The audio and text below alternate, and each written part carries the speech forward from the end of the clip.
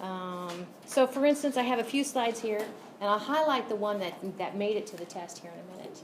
But one thing people would look at is kind of the crescent. We kind of recognize the crescent moon here as the crescent moon kind of tilted with the Earth, because the Earth is changing its position, orbiting the sun. Okay, that was an indication of the rainy season. Okay, of course, I've never been here, but you recognize Stonehenge. Okay, like very old, right? That's amazing. 2,750 BC. Wow. And so, of course, the big thing is, how did they move those rocks? If you're like me, you watch those those documentaries of how big they are and how far they came from. Because, you know, rocks kind of have a signature where they came from.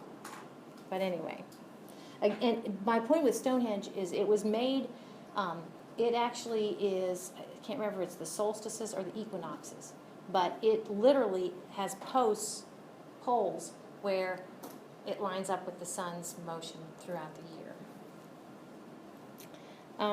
This one. So if you have been on campus much, like during the daylight, you might notice there's this reminds me of our flagpole out here. I think we should make like a sundial under the flagpole. I don't know if we can do that or not, but just like, you know, the circle under the sun pole, and then just like mark the hours. Because that's kind of what that is. Now this one is on your test. Actually, test if you want to. It seems kind of random, but I want to kind of pick something historical. Okay, so this actually it's like it says, it's called the sun dagger, and 3 slabs of rock are arranged so that a dagger of sunlight pierces into the carved spiral only at noon on the summer solstice. Is that not cool or what? Now, I'd have to read, maybe your book tells us, you know, is this man-made or is this natural? I'm not sure. A lot of things like these are man-made, and it's just amazing that they had this art to do that. Okay.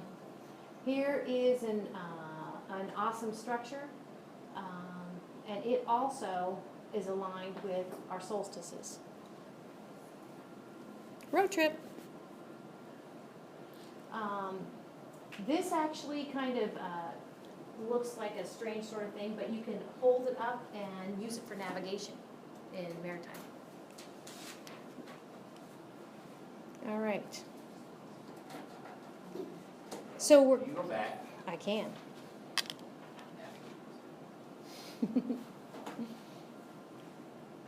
Good. Good. Looks like. So we're kind of, one of the things I want to cover in this chapter is the whole scientific method. You guys have been exposed to that probably in other science classes. The whole observe, you form a hypothesis, you do experimentations, okay, and then if it's really good, really cool, really solid, your hypothesis can become a theory. That's the scientific method. So kind of leading up to that, we had some important movements with the Greeks in 500 BC-ish. One is that they sort of tried to break out of trying just to explain everything in the supernatural to saying there is a natural reason for things happening. Supernatural, of course, would be spirits or ghosts or gods, you know, making things happen. The other thing is they added math. The Greeks did. Yay for them. Some would say curse them for adding math. Okay.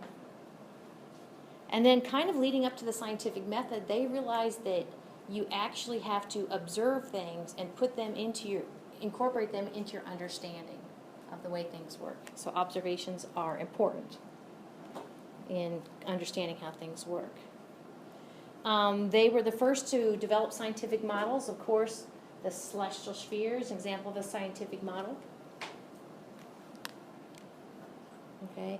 And actually, this made it to your test, too. It's getting late. Can you tell? This is on your test. So I'm going to try to explain what this is. Again, this is the Greek folk, okay? And your test question goes something like this. I'll describe what it is, and I'll say how the test question goes. What they did was to have 2 poles, okay? 2 poles that were, and there are people standing there, that were a known distance apart. I'll put a D for that. we know the distance between these two poles, or these two people. One has the sun at their zenith, and the other one at the same time has the sun not at the zenith, but a certain angle. That certain angle from zenith is 7 degrees. So what they did, and again they used math to do it, that little bit of 7 degrees, actually they could extrapolate that back, okay, and know the distance between those two locations, and then get to actually turn that into the circumference of the Earth. Okay, so they actually, I think the test question goes something like, could understand the circumference of the Earth, probably was, okay, just based upon shadows. Is that not cool or what? Pretty darn smart. 240 BC, approximate diameter or circumference of the Earth. All right. So, universe in terms of now and then was basically everything, the sum total of bits, matter, and energy. So, the Greeks knew the wanderers. They knew the Mercury wanderer, they knew the Venus wanderer, and they knew the Mars, looks like Jupiter and Saturn, okay? They knew 5. They didn't know the blue dudes, the Uranus and Neptune, let alone Pluto, okay? Doesn't count. Okay.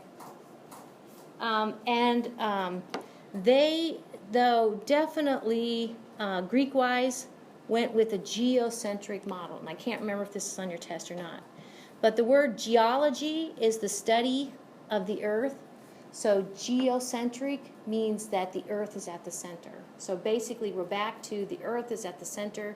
The sun orbits the Earth. You know, the stars orbit the Earth. Like, what? Okay, but it kind of makes sense. It looks like they are. Okay? Geocentric model.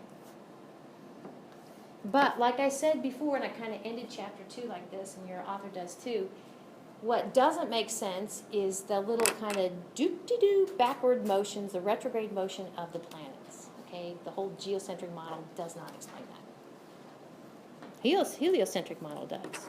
So not to say that they were all off track. There were, just like there are divisions sometimes among scientists nowadays, there are major divisions then too. So Aristarchus is known for some other things as well. He also, or he did believe in the heliocentric model. So are you guys okay with, does this make sense? The heliocentric has the word helio, which means sun. Okay, so that is the sun-centered model. And we know the heliocentric model explains retrograde motion. So kind of a last gasp at keeping the geocentric model alive.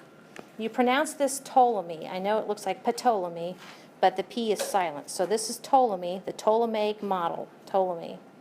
Okay? He was also geocentric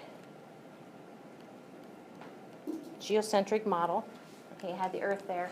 And what he did was to introduce these little,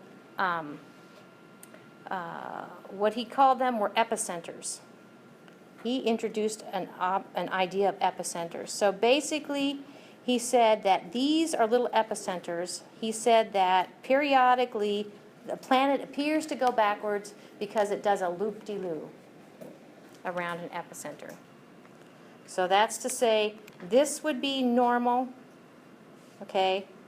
This would be retro, and then this would be normal, okay? So epicenters helped explain the retrograde motion.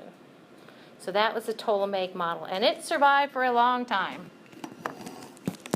Okay, so again, kind of the background of what was going on worldwide. I mentioned the Mediterranean was kind of our storehouse of knowledge. Still kind of along those lines, knowledge needs to pass from hand to hand. For that reason, don't you feel sick to your stomach when you think of some of these times they've had book burnings? You're like, book burnings? Really? I don't know what the book is, but why are you burning it? That sort of thing. So knowledge needs to be passed along. Because in science and in everything, we try to kind of build on what others know. Don't reinvent the wheel. All right, so there are like 4 names here that actually made it to your test, and this is the first of 4 names. We're switching from the geocentric model to now kind of more the modern heliocentric or sun-centered model. So the Copernican revolution is now finally putting the sun at the center of our solar system. But if you read kind of between the lines, Copernicus was a little shy about the whole idea of publishing. I can't imagine what it was like publishing back then. Okay, but goodness, he only lived up to like the early to mid 1500s. But he did publish, I think, at the end of his life. So Copernicus actually hired Tycho Brahe. So these 4 names, 3 of them are directly related to each other. They're like they pass the baton to somebody else. So Copernicus passed it on to Tycho Brahe. Okay, Tycho Brahe sounds kind of like a nobleman. He's kind of like a kid with toys. On the next slide, you're going to see Tycho Brahe had a cool telescope. Okay, so here is Tycho Brahe's cool telescope. Or wait a minute, not the telescope, sorry. Because he didn't actually, it was Galileo later on who was noted for actually using the telescope to look at celestial objects. But what he did do is look at locations of the stars and locations of the wanderers, the planets. The other thing that Tycho Brahe observed, is something that we still observe today. This actually is a supernova, SN for supernova.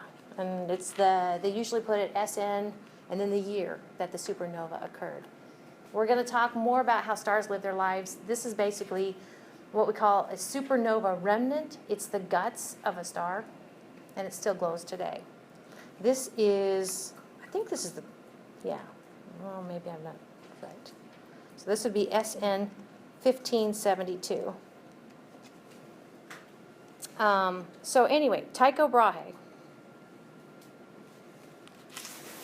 So Tycho Brahe was hired by Copernicus to make some measurements, to hopefully take those observations and solidify the whole sun-centered model. So notice that Tycho Brahe, well, a few things. One is that he also observed comets, and the whole cool thing about comets were that comets kind of come in, they orbit the sun, and then they leave. So the thing that was contradictory to at the time was basically the heavens were changing. Something would appear, and then it would disappear. Heavens change. The fact that he saw a supernova, there wasn't anything there, just a normal star, and then you could actually see something bright in the sky. The heavens changed. And that was kind of contradictory to actually the religious organizations at the time.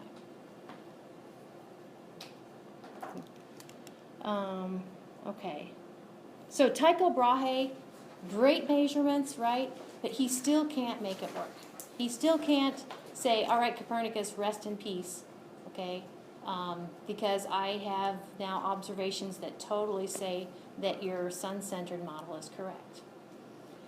Because what Copernicus and Tycho Brahe did wrong, their third guy finally fixed. So after Tycho Brahe, you have Johann Kepler.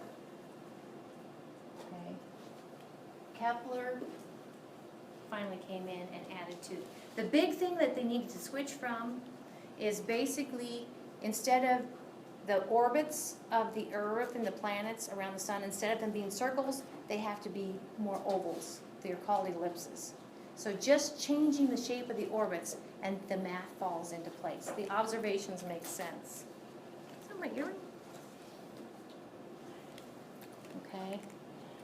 So Kepler looks at Brahe's data, makes a big old shift to elliptical orbits from circular orbits, and voila. I know from us it's like, really? Does that all really what it needed? But that's what it needed. Because with the modern day scientific method, if you have a hypothesis, if you're like, oh, this is how it works, the planets orbit the sun, then you need to be able to make predictions based upon your hypothesis, and they could not until they went to these elliptical orbits. So we're going to take a look at what Kepler came up with when he studied Tycho Brahe's data, basically. Kepler, as I understand it, wasn't really a data guy, he was a thinker guy. Okay. Kepler looked at Tycho Brahe's data. So the 3 laws of motions of the planets. And actually it's kind of cool because in Unit 4 we're going to look at Newton's laws of motion and the motion of the planets that Kepler came up with, and Newton's laws of just general motion. They kind of are just very harmonious. They fit well together. Okay, so the first law basically goes from a circle and says, it's an ellipse. And we'll talk about what that is. The second law says that planets move faster in their orbits the closer they are to the sun. So, sun, right? This is like what we talked about a minute ago, wasn't it? So Earth moves faster than Mars. Okay, Mars moves faster than Jupiter. Venus moves faster than the Earth. Yeah. So, and then the last one says that planets with orbits that are, oh, wait a minute. Yep. I'm going to have to revisit second law. Let me go ahead and show you this. I did this before. Okay, his first law. What is the shape of the orbits of the planets as they orbit the sun? Instead of being a circle, by the way, a circle is an ellipse, but it's a special ellipse with what we call eccentricity of, I think it's 1. Okay, so in order to draw a circle, what you could do is put your pencil in the middle, attach a string, and go around, okay, like that, to make a circle. Well, to make an oval or an ellipse, what you need to do is have 2 pins. Okay, put 2 pins in there. Your 2 pins are your foci. Okay, and go ahead, take a piece of string, and draw around. Okay, I know it feels weird, but you will indeed draw an oval. Where those 2 pins are what we call the foci of your ellipse or oval.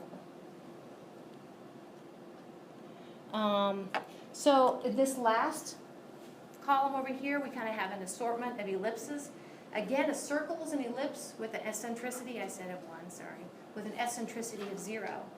The more flattened out it becomes, that eccentricity number increases. Okay, so that's kind of how that goes. So terms that might come up again here when we talk about planets as they orbit the sun. Let's see. We have a major axis. Does that make sense? Major axis, like the longest part of the oval. We have a minor axis, the shortest part of the oval. And then we have semi-axes, which is half of those. All right. So his first law, like I said, makes the shape of the orbits of the planets as they orbit the sun. The sun specifically is at one of 2 foci. Okay, what's at the other foci? I don't know. Death Star. Sort of kidding. Nothing. But we talked about perihelion and aphelion already in here. So remember, perihelion is, test question, when the Earth is closest to the sun, or any planet is close to the sun.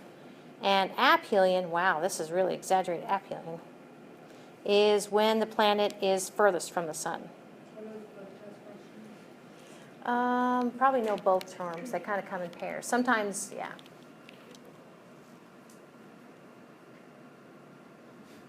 So that's his first law. His second law, I kind of screwed up a little bit. Okay? What his second law really is, when I said closer to the sun, I meant at perihelion, not like as in compared to another planet.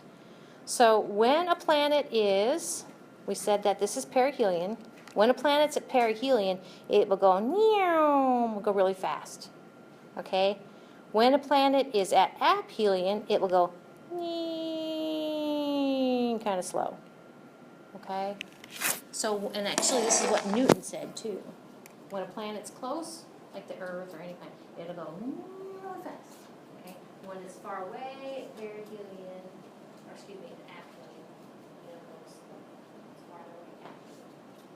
So actually, this is actually sometimes called equal areas, and this is why how equal areas work out. Over here, when it's close at perihelion, it goes fast, so it literally sweeps more area if you take it kind of go back to the sun. Or not more area, it's longer, but it's squattier. Okay, over here, okay, it's shorter, but it's longer this way. And so these two areas are equal. Put another way, it goes faster at perihelion and slower at aphelion. All right. Did I skip a law? Well, that was the second law. His third law, okay.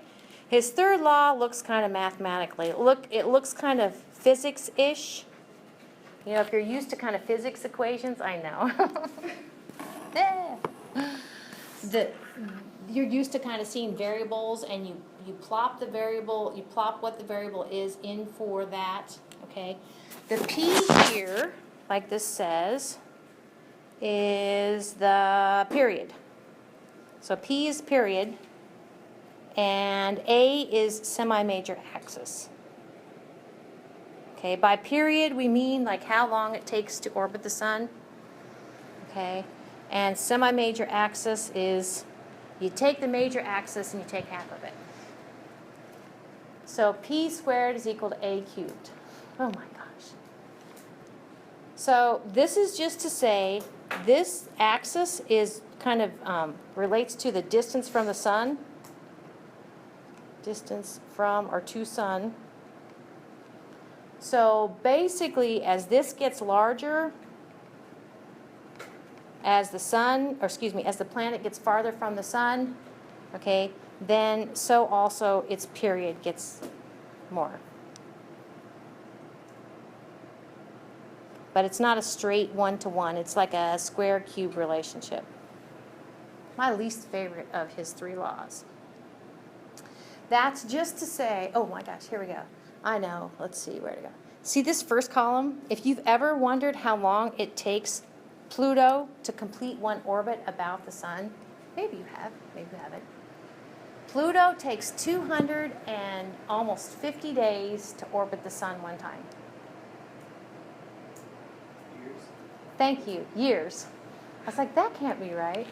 250 times 365 days. That's how many days it is.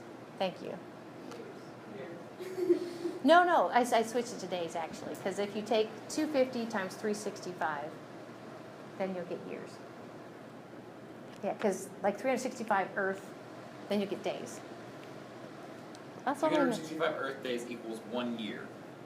Yeah, so if you take a calculator, if you want to go from 248.54 years into days, you would take it times 365 to get it into days. That's what I meant. Yeah, that's what I said. Second time. All right then. Okay. So those three were related. Copernicus, Tycho Brahe, and Kepler. They were related. They passed the baton to one another.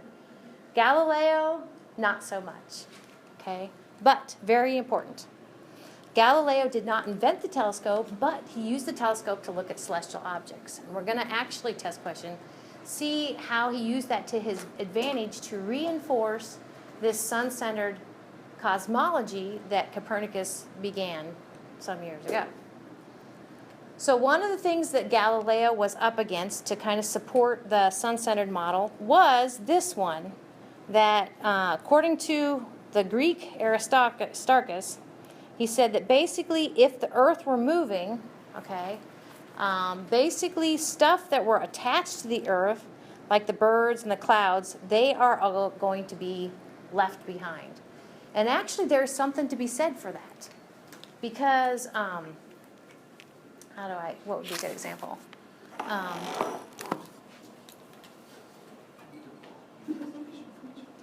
Actually,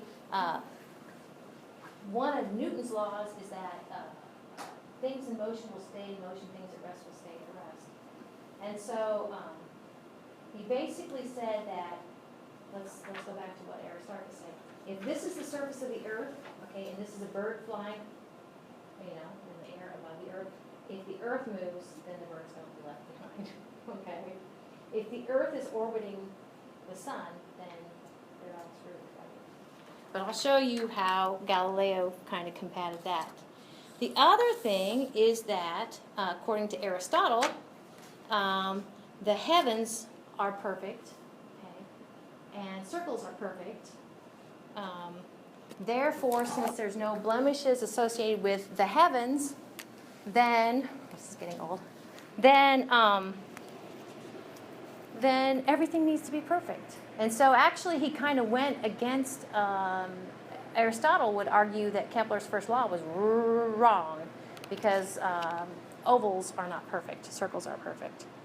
So Galileo came up with something that he looked in nature that showed that nature is not perfect. The other thing that he fought against was this idea of if the Earth is relocating in space as it orbits the sun, then you're going to kind of see some scramble with those stars. You're going to see parallax in those stars. Okay, and people could not see any parallax. Okay, he had something to say about that too.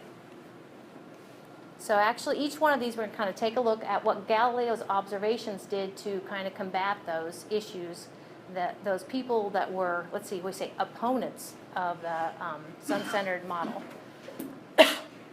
All right. So, for instance, one of the things he did was to say if an object like a rolling ball is set into motion, it will continue to move unless some other force acts upon it. Okay, so basically he said, she said, that if this is the Earth's surface, okay, and this is the air and this is a bird over the Earth's surface, okay, if the Earth is moving, okay, it's going to keep moving, and it does, okay, but actually the bird also is moving, okay, so the bird is also going to move as well. Okay, he said the bird will stay with the Earth. Don't worry about it. Okay, and actually that's Newton's first law. Like I said, what objects at motion or at rest will stay in motion or at rest unless acted upon by an outside force. Okay, with regard to the whole perfection thing, he looked up at the moon and with his telescope, and what looks nice and smooth and beautiful actually is pretty darn rough terrain. Okay, so he saw imperfections. Well, I don't know if they were imperfections. They're kind of pretty. On the moon, he saw sunspots, blemishes on the sun. Okay, you can throw in there an earlier observation of Tycho that the heavens aren't perfect, they aren't static, because basically they saw a bright thing in the sky. Okay, Brahe also saw comets. Okay, so he's like, dude, get over it. You're wrong. Okay, the last one, the whole parallax thing. I mentioned the Milky Way. If you even have a pair of binoculars and just look up at the Milky Way, you will be amazed, I think. So you will see all sorts of what used to be kind of gas with your naked, look like gas with your naked eye. You will see tiny little individual stars. So the fact that they look so tiny means that they're way far away. And then his point with that is the reason you don't see parallax is because they're too far away to exhibit parallax, and he was right. Okay. Aside from all of that, we're going to see here in a minute, actually right here, Galileo made sketches. Are those not beautiful or what? If you ever get to see through the telescope the planet Jupiter, which is Jupiter's near the sun right now, and so you really can't see it. It's going to kind of come around to become a morning planet one of these days soon. But these little circles here are Jupiter, and these things, these kind of stars on either side, looking things, those are actually Jupiter's moons, some of Jupiter's moons. We now call those the Galilean moons. And here, down here, I'll just kind of highlight, do you see 4? Okay, actually there are 4 Galilean moons. Galileo also noticed, I love looking at Venus through the telescope, just because actually you can see Venus go through phases. Okay, so actually the Copernican view of putting the sun at the center of our solar system and Venus orbits the sun, and the Earth orbits the sun, allows us to see sometimes a full phase of Venus, sometimes a new phase of Venus, gibbous, quarter, crescent, all of the planet Venus that is an inner planet. So there's an image of Galileo, and to tell you he kind of went through a bad time is kind of minimizing it. He was kind of on a roller coaster with what he found and how he was supporting the sun-centered model. Okay, the church was not happy with him. There's a book about him. Kind of interesting, very interesting. So we kind of finish up with the scientific method. So what you saw, Copernicus, Tycho Brahe, Kepler, and Galileo, just to name a few, go through as much the key components of the scientific method. Scientific method, you probably run into before, and different people state it different ways, but it involves observations, and then based upon your observations, you come up with an explanation, and then your explanation is actually called a hypothesis. Then based upon that, you come up with a set of experiments that you want to run. So you run your experiments, crush your fingers. You test your experiments, do they reinforce your hypothesis or not? Okay? If they reinforce your hypothesis, then you go back for more testing.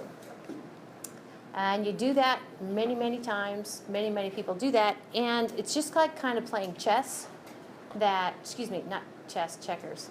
If you're playing checkers and you get to your opponent's side, you can actually be king, and that's kind of what a hypothesis gets to be when it becomes a theory. So just a little bit about science and non-science. Okay. So you're like, science, I got science, right? Well, be careful, because there are other things out there that they use the word ology, and just because they use the word ology in them, people think they're science. Like ufology, not science, right? Astrology, not science. Numerology, not science.